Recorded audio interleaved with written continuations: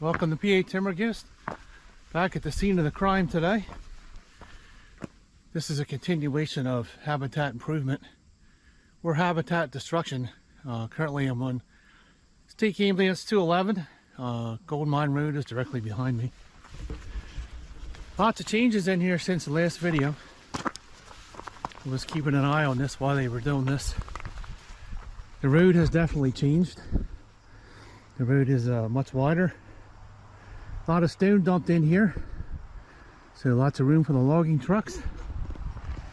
Definitely a different look down there too. Everything is wide. Still got some blue slashes here.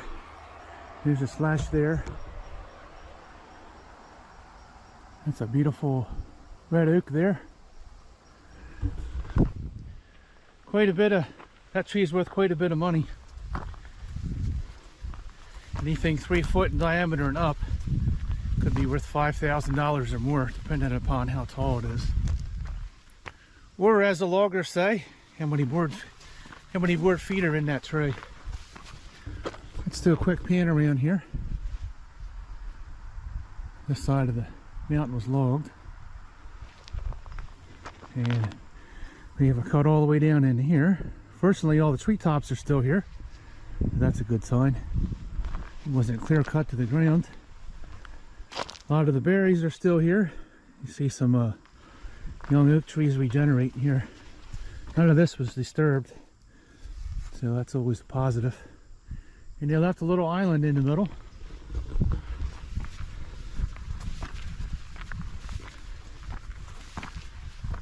That should take about 5 years to grow back.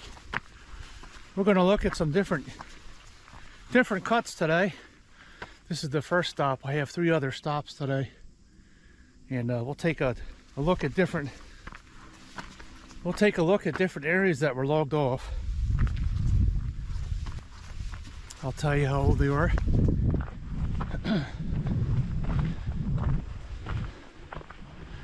Nice and peaceful today. Nobody here but myself. Today is Labor Day. Welcome to September. Saw some goose hunters driving up through Hershey. They got their decoys spread out in the field. I did see 2 flocks of geese, but they were on the back end of people's property where they were safe, eating some nice green grass.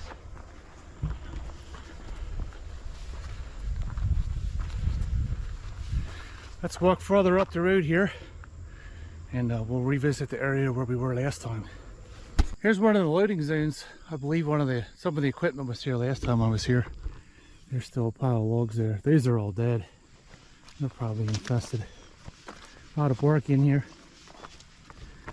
So this is where the trucks are being loaded. Still got some oak trees there marked. Not sure if that was a perimeter or they're supposed to come down too. But all in all, not a bad harvest. I see a lot of trees missing. But fortunately, all the tops are still here, and they didn't flatten the entire mountain. So this is one of the better cuts. Got some blue jays in the background. Gold Mine Road is pretty quiet today. I didn't hit a lot of traffic coming up. Everybody's kind of relaxing today for the weekend. This is my holiday weekend trip. Dauphin County, Lebanon County for the day. These are all dead here. This is a great place for a snake to hide, laying here in the sun. Let's see if we can find something laying in the logs here, getting warm.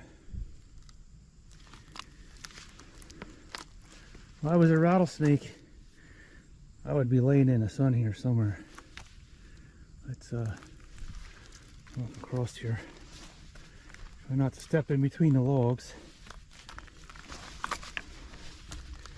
You can see the peeler head here, the teeth here where it peeled the bark off. It was a nice chilly night last night, and I am really looking forward to fall. It's chilly in the morning, and then it gets warm during the day. So that's a sign that fall is coming. Let's walk up the trail here a little bit further. See what else we can find. Lots of cords of firewood in here. All this bark on the ground, that would be great kindling. If you could burn that, you would have an unlimited supply of firewood and kindling for a few years.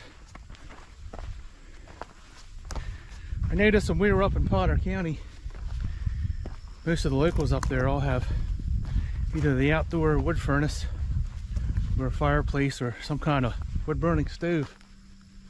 And they would buy their lumber by the truckload from the timber companies. They would have large piles of entire logs stacked up in their backyard. I'm sure it was much cheaper than buying cut and split firewood. You had to process it yourself, cut it and split it, stack it up. I've seen quite a few homes up there that had these piles of logs in the back. Some homeowners insurance, if you have a wood stove or a wood pellet stove or a coal stove, they will not insure your house because of the fire danger. And apparently there's a new law for homesteaders. If you're a homesteader and you heat your house with wood, they will not insure your home because they have so many fires. All in all, pretty good cut. There's still a lot of big oaks standing and the treetops are there. That just makes me feel warm and fuzzy that they did not destroy this area permanently. It takes 50 or 60 years to grow back to where it was if you clear cut an entire mountain. I'll show you some. We'll take a look at other places that were clear cut to the ground, and you can tell me if you think it was a good timber harvest or not. This actually still looks pretty good. It wasn't wiped out too bad. There's a blue bands going sideways, so that's the edge of the cut. The diagonal ones are actually trees they're going to take down.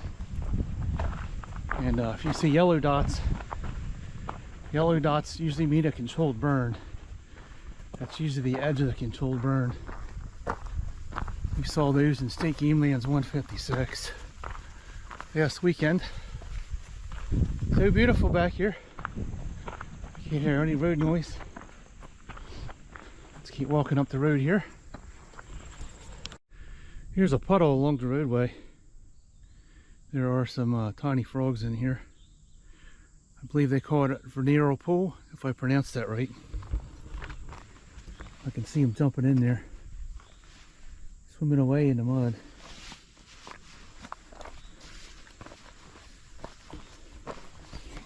Oop, there's a little froggy there. There's some deer tracks in here. The easiest way to tell if an area is impaired or not would be the reptiles. The frogs usually die first. In the springtime, when a lot of the tadpoles become frogs, they become very vocal.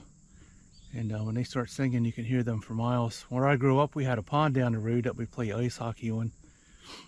And when it was springtime, the sound coming from that pond was deafening. Sound I don't hear anymore.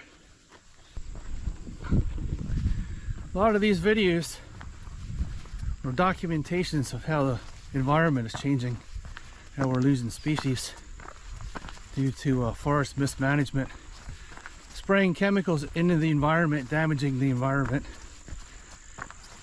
And unfortunately our deer herd in the next 5 or 6 years will all but vanish due to the course that we've taken and the decision to go down that path to deal with chronic wasting disease and misguided information about CWD. Hopefully you watched my first video of deer dynamics, and I'm going to have another video about antlerless tags.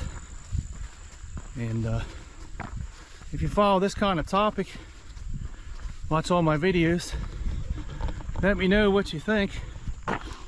And in Pennsylvania, we actually have a board of commissioners. You can go to their website and you can send them an email about your thoughts or suggestions, and they will read it before the board of commissioners before they have a meeting.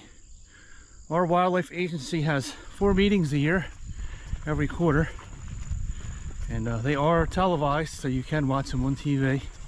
They are very dry, and unfortunately not a lot of hunters attend these anymore.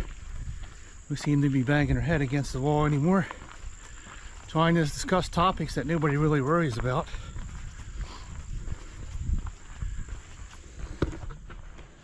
Our state has a huge influx of money coming from timber harvest, oil and gas well leases, which are in the millions. And we also get money from the Pittman-Bowes Act, which I'm also working on another video to discuss that. I believe this is where the equipment was that I videoed last time. I think it was in here. And there's the cut that went up the side. There's some stone.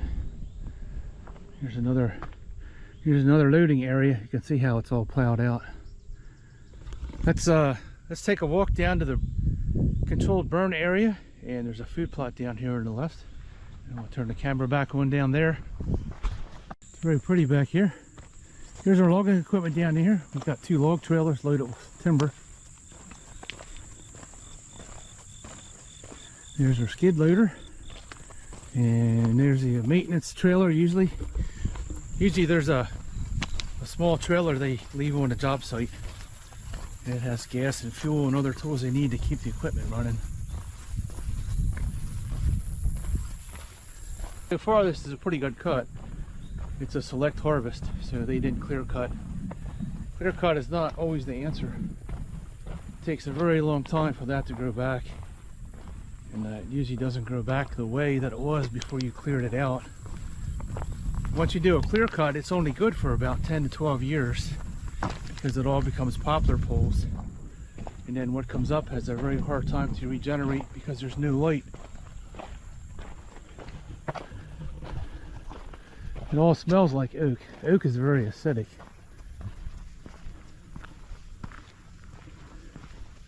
Got a skid loader here.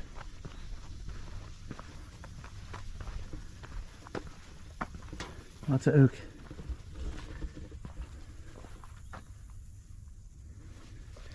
Got 3 bundles there. There's our giant skid loader with the tracks on it. Took a picture of this last time I was here. This is our $1 million machine. I bet that ride's very rough. Lots of power in that skid loader. He must have stopped logging this last week because this looks really fresh. Got piles of smaller trees here. These usually end up as wood chips. They get turned into mulch. Or in the strand board, which you find at your local home improvement. A lot of housing is built with strand board from small logs like this. They get fed into a giant hopper and they get chipped. Then they go to the mill and they get glued and pressed into 4x8 sheets, and they turn into roofs on houses and walls. But here's the area they're cutting now. I'm not sure how far they're going to go down there. There's a food plot back here, food plot number 11. So this is our first stop. This is stop number 1. We're going to do 3 more stops along the way. And I'll show you some different cuts. And you can be the judge which one looks better. Nice short walk back here. The road's nice and flat if you want to come check this area out. 211 is right off of Gold Mine Road on the first sharp turn going up the mountain on the left. Alright, let's go back to the truck and we'll go to stop number 2. Clear cut number 2. Now we're along 325. You can hear the road noise in the back. I hunted this area approximately 6 years ago. Hunting partner and I were sitting up on the side of the ridge there. So this is year number 6. For the first 5 years, nothing grew in here. It basically was all stumps and dirt. But you can see the regeneration in here now. We'll take a look at this. The soil in here is very poor. Pennsylvania is known as a broken rock stratus, which means most of the mountains and the hillsides are all broken boulders and little chips and pieces. And if you hike the AT, you can feel the pain of the rocks. Pennsylvania is known as Rocksylvania. The last ice age, the glaciers pushed piles of boulders into Pennsylvania and left them there when they melted. So you can see these boulder fields. If you go to Gettysburg and you check out Devil's Den, that is a boulder field from the ice age. As the ice retreated, it left the piles of boulders that it was pushing along. So Pennsylvania has a ton of rocks, and usually like areas like this, the soil is very poor. The only organic material that you get in here are trees that fall and decay, and the leaves that fall off the trees. So when you log an area like this, you lose a lot of topsoil. And in my opinion, after you clear an area out like this, it should be seeded with clover. Clover will actually help put nitrogen in the soil, and it'll help the area recover once you've logged it off. And there's some clover there at the bottom where I parked. But basically everything here is weeds. So they planted nothing here to maintain the soil. It's very dry in here. And once you harvest areas like this, the soil becomes very dry. There's nothing to hold the moisture in the ground anymore. It becomes a desert wasteland. And the wildlife will just move further up the mountain to where the trees are.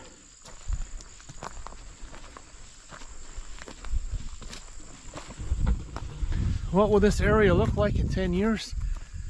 We're going to stop 2 other places, and I'll show you what this is going to turn into.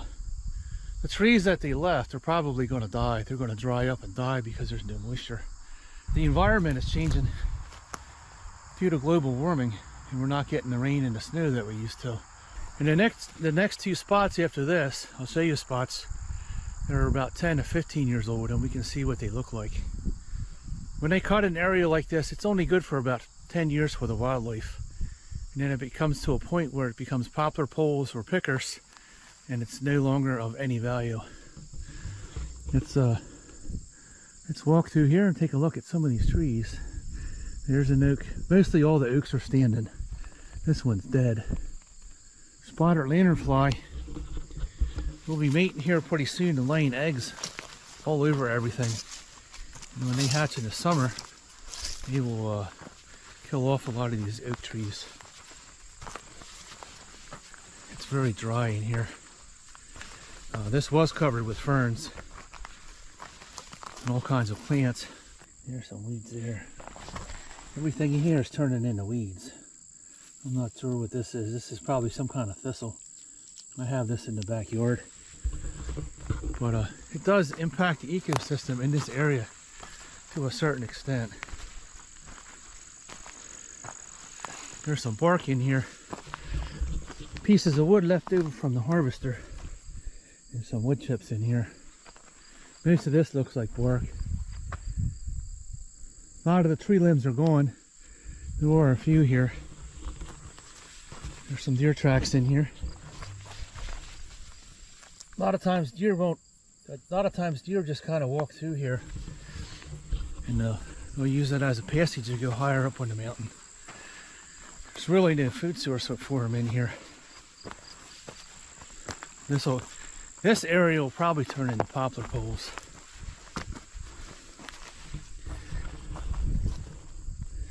There's a telltale sign. That is not an oak leaf. Most of these are poplar stumps.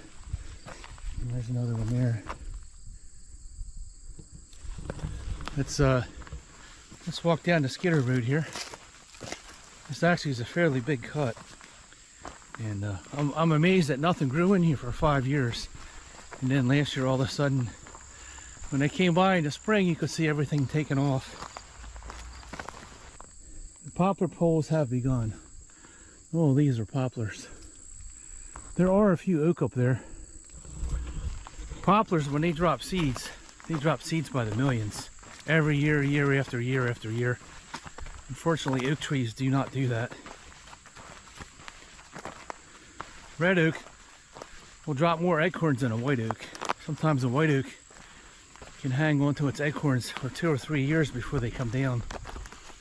Where a red oak can drop a crop every year. Some years there are no acorns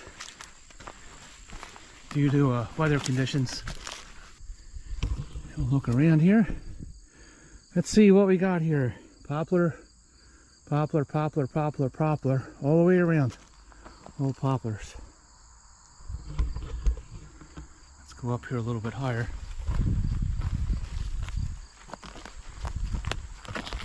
There are areas in the game lands that are all poplars, such as State Game Lands 156. Where I was at last week, the left side had a lot of oak and had a few poplars. But if you go across the road, there are poplar trees in there that are 4 foot in diameter or larger. But they're not going to cut them. They're going to cut the side with all the oak trees on, which I have a problem understanding why you wouldn't take out the side with the poplars and maybe plant something else in there. You have a little seep in here. Luckily nobody messed with this. I wonder how cold that water is. It's pretty cold. That's coming right out of the ground there. Not sure if that's a runoff from the last storm or if that's actually a spring seep. But usually when you have little springs like this, you're supposed to keep the tree cut 50 yards away from it. And unfortunately they got pretty close to both sides. Above it's protected, but they shouldn't have took so much timber out near that water source. If you stand here and look around, there's a few oaks, but mostly all these are poplars and maples. You know, spin around. This goes up the valley pretty far. One thing that's missing from Pennsylvania are wild plums or soft mast.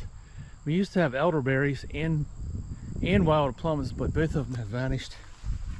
I don't understand why when we do a habitat improvement project that you wouldn't put some of the trees back in here that belong. I would plant some elderberries. I would put some wild plums in here because they are a native species. And I would also plant some chestnuts. We have Chinese chestnuts now, and they actually belong in the landscape. But unfortunately they never get planted on all the game lands. Only certain ones, they could be planted along with some shellbarks, which is also another native tree to Pennsylvania. They never get replaced. I only see a few of them here and there. If you're going to do habitat improvement, do a habitat improvement, do all of it. Put things back to where they should be. Now if we stand here and look up here, these are all poplar poles all the way to the top. Regenerating. There's some oak up there, but the spotted lanternfly will probably do them in the next few years. They do a lot of their damage in the spring. Spotted lanternflies lay their sticky egg masses in the fall, and then when the small ones hatch, they will suck the juice out of the branches and slowly kill the tree, kind of like a tick sucking the blood out of its victim. So this is cut number 2. So I'm not sure. You can be the judge. Is this habitat improvement or habitat destruction? You know what my answer is going to be. What could you do different here? Replace some of the soft mast trees that are supposed to be here. You could do a controlled burn in here since now everything is a poplar. You could have left some of the logs on the ground to decay and act as nutrients for the new trees that are coming up. But if it was me, I would have put some Chinese chestnuts on the top, and I would have put some shell barks in here, maybe some soft mast. Replace some of the berries that used to be in here, some of the blackberries and raspberries that used to be along the edges, which are no more. Here's a few deer tracks on the skidder trail. All right, let's go to spot number 3. Currently we're still on State Game Lands 211. 211 covers a lot of acres. We're going to go up the road by the Game Lands maintenance building, and we're going to follow that trail up in the woods and look at another cut, and we'll see what that one looks like. That'll be stop number 3. All right, let's go to spot number 3. Still very warm. I feel that sun beating down on the back of my neck. This is a food plot from the local wildlife agency. This is all clover. And the best thing you can make a food plot out of is clover. Clover is a perennial and it'll come back for 7 or 8 years. And if we look real close, there's a lot of honeybees in here. And that's always a good sign. That means there's no herbicides or pesticides in here. Clover always does a lot of good to the topsoil because it produces a lot of nitrogen.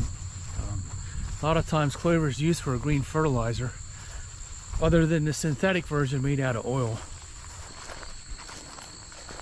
This goes all the way down. There's lots of wildlife here. In the springtime when the flowers come out, if you stood here you could probably watch the hummingbirds come and go. I'm starting to see hummingbirds around my house because after September they start to migrate south. But this is a very beautiful area. This stone road goes up into some clear cuts, and there's a bridge down here that goes over top of Clark's Creek. This is part of the catch and release fly fishing area only, but I think that a lot of trout in here get caught and don't get released. I fished this area a few times and I've only seen 1 or 2 trout. If it was catch and release fly fishing project, you would have all kinds of trout in here, but that just isn't the way it is, unfortunately. I wish we could drive up this road in the fall and they could put a parking lot on the top. The top of this mountain doesn't really get hunted that hard. They could open the gate seasonally to let the hunters back up in here. This is where all the deer go because the hunters can't get to them and they push them up on top of the mountain. The other side of this mountain is Stony Creek. So a lot of hunters come up the Stony Creek side and they'll hunt on the top of this ridge.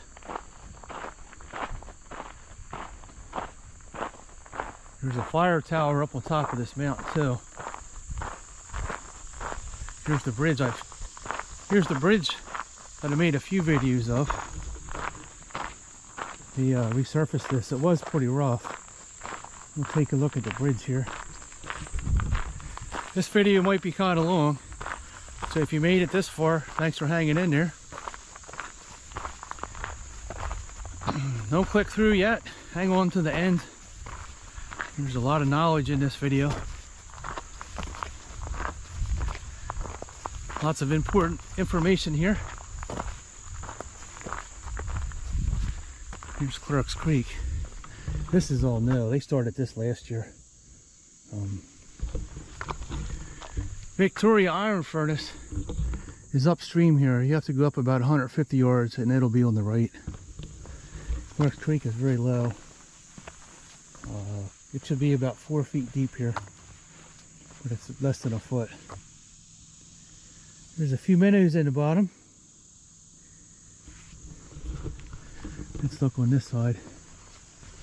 I fished this area twice and I saw almost nothing. Here's a couple. There's some minnows swimming in there, some bigger ones, but definitely not quality trout habitat. There's some red flowers there. There's a hummingbird and a red flower with a butterfly. I see a couple trout there. There's a couple trout behind that snag in the water. They're pretty tiny, but there are a few trout in here. They're just very hard to catch. Kind of makes me wish I brought my fly rod with me, but not today. It's it feels better out of the sun. I'm going to stroll up the gravel road here, and the cut I want to look at is at the very end of this road. We'll take a look at that, so I'll turn you back on further up the road. Timber harvest number 3. Well, it's really getting warm. It was quite a hike up there. In the sun, no shade at all. This area is about 10 years old. So the last section that I was in will look like this in approximately 10 years. It's pretty well overgrown, and as far as wildlife habitat, it's useless. There's a small field here. I walked this area for miles going both directions last year after the season when it was cold. All the foliage was off the trees, so I could have a better idea of what I was looking at.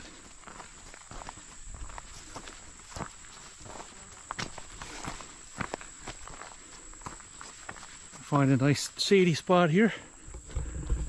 Okay, so we're going to pan around here. There's a cherry tree up there. There's a cherry tree. Got some poplars, maple. You got some honey locust there. On this side, what do we have? We have lots of maples.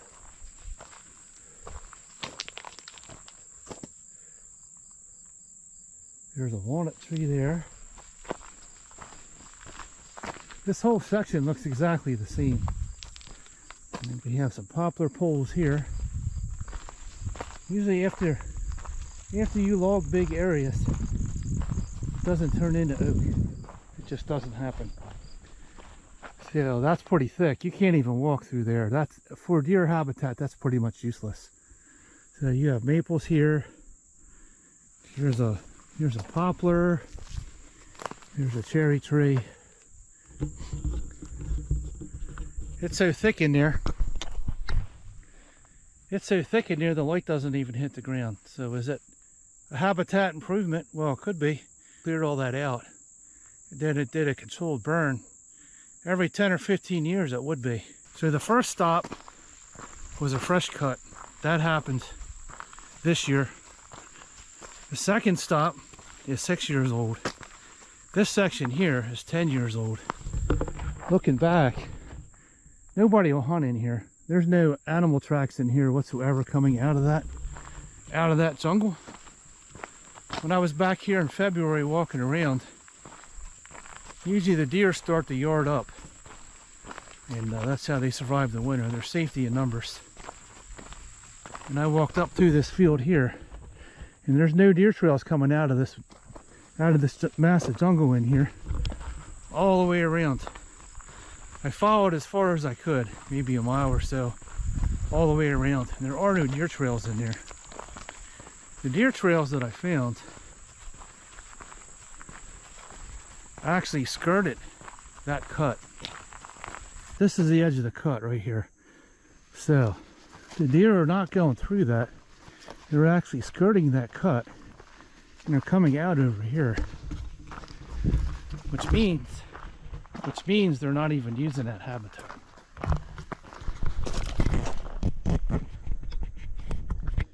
There we go. That looks better. Camera's fogging up, which means they're not even using that habitat. So, is it an improvement? You can be the judge. You can let me know down in the comments.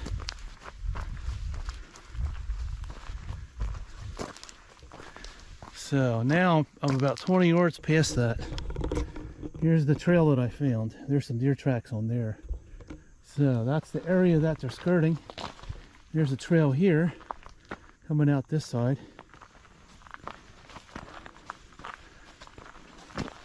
Let's look for some evidence in the mud. There's some yearling tracks in this mud. So there are a few deer in here, but they're all tiny. You can tell by the size of the tracks. They're about 100-pound deer. They're not mature doe that everybody says they're getting. But the only good thing I found this year are lots of acorns. It's going to be a bumper crop this year for acorns. We just don't have any deer to eat them. Okay, so that's our 10-year-old cut. I'm going to walk down here a little bit further. Walking in the shaded cart road is beautiful, but walking up the front of that mountain on that gravel road is relentless. It's brutal. It just sizzling in the sun. Here's another area we're going to look at here. If you look up here, this looks like it's about 20 years old. It looks exactly like the other area, but it's about 10 years older. Lots of poplar trees. There's some black cherry trees, and there's a few old oak trees in there that survived the timber harvest. So you have a lot of different age classes of trees in here, which actually is very good.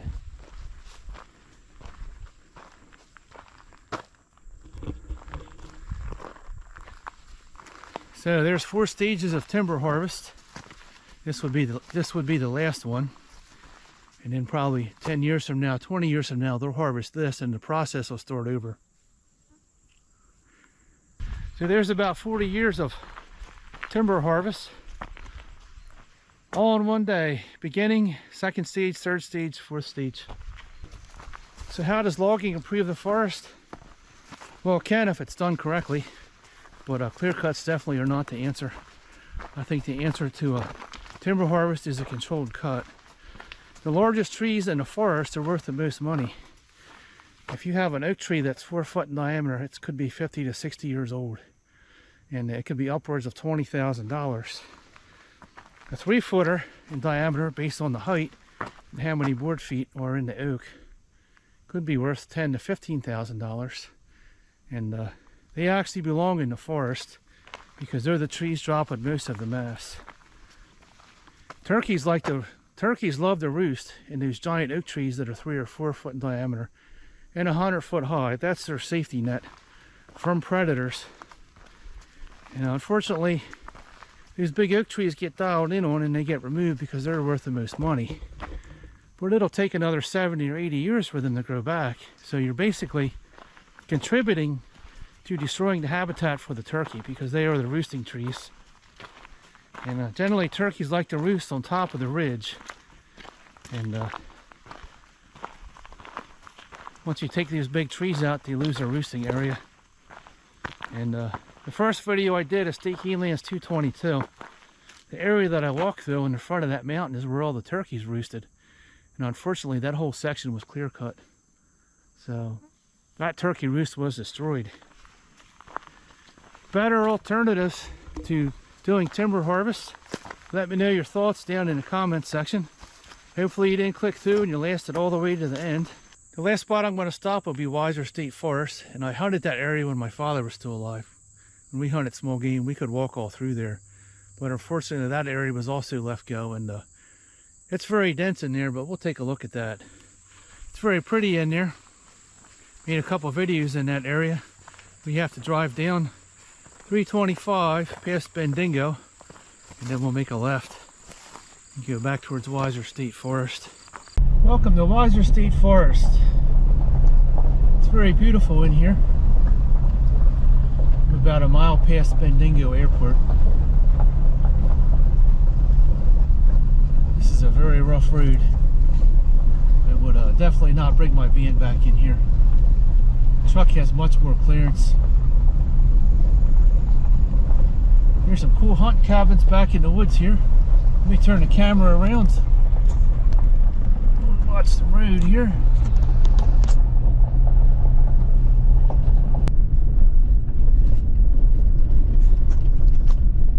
Very beautiful back here. I'm going to put it in a lower gear here.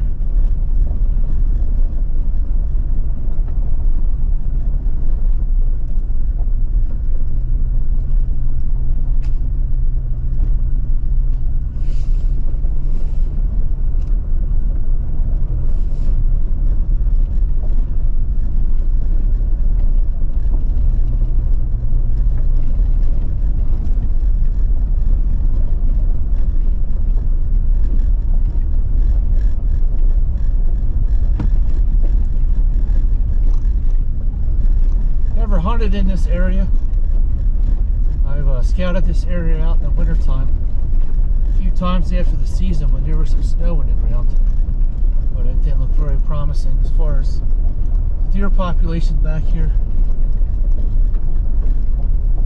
A lot of this area is reclaimed coal mines. So as you drive around up here, you can see a lot of the slag piles, how they planted crops over to let it grow back. So currently we're on Weiser State Forest, Greenland Tract. Speed limit 25, closed to ATVs. Comes another truck. I'll let this one go by. It's very busy back here today. Usually I don't run into a lot of traffic.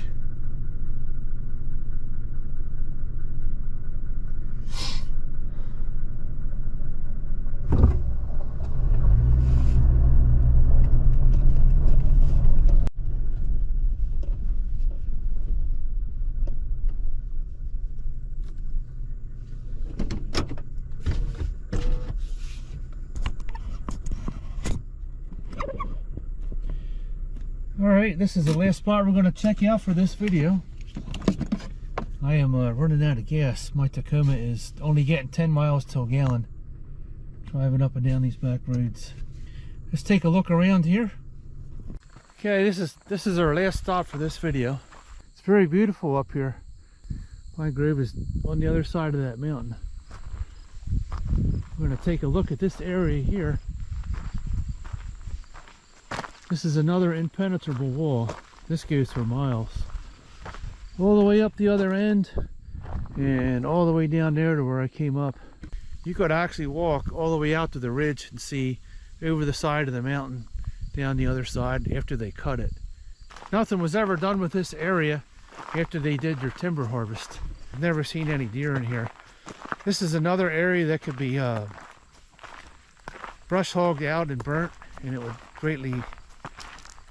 would greatly improve the wildlife habitat. This area was actually supposed to be maintained for small game, but after they cut it, nothing else was done with it. They probably ran out of money to continue the process. See if we can get a better look down the side of the mountain here. We'll climb up in the back of the truck.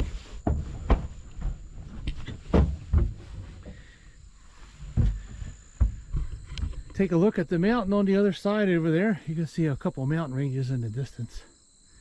Last time I was here, none of this was grown up. So we were here a couple years ago, and you could actually walk all the way through there.